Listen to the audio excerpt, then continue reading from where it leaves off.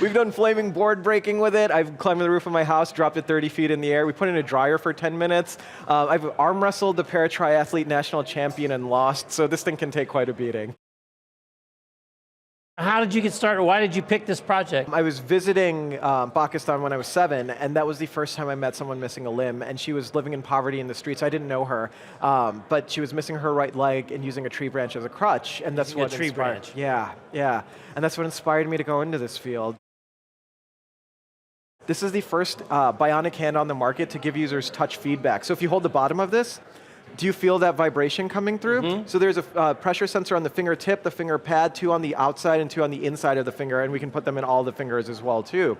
And that way our users know when they've come into contact with an object and they can keep them from like crushing their hand. So first patient in the US was an Army sergeant, Sergeant Garrett Anderson. He lost his hand in Iraq in 2005 due to a roadside bomb.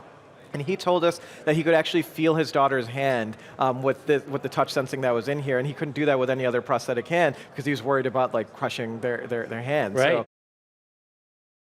put your hand in front of the camera. So go ahead and just put your hand in front of this camera, the camera right there. Okay. Yep, and then bend your fingers. My hand. So yeah, you're controlling each individual finger on here. Hook 'em horn, right? Yeah, there you go. Very cool. All right. So what's the idea there? So instead of using the camera, you can imagine using nerve inputs instead, right? Right. So then this will become a training tool for our human users to then train the machine learning algorithms to then learn what your nerves are trying to do. NASA is using our hand. They've got it on their humanoid astronaut robot Valkyrie, and they're doing teleoperation of it, right? So you can imagine that the hand is like halfway across the world or even up in space, and then you can be sitting in front of a screen and then teleoperating it that way as well too. Google released a video about Gemini. In that video, you can see them using our hands to do like high-level commands. So it's just like, go and pick up that thing off the table, right? And so like it'll go and pick up like this water cup off the table like I just did. I'm a human controller, but you can give a high-level. How did you control it to pick up the cup? Oh, so I'm using these 2 buttons right over here. Yeah. What do your buttons do? What do the 2 buttons do? So they open and close the hand, right? So I can open and close the hand this way, and I can switch between different grips, so I can do like a pinch. If I'm at a rock concert, I can like rock on. Right, right.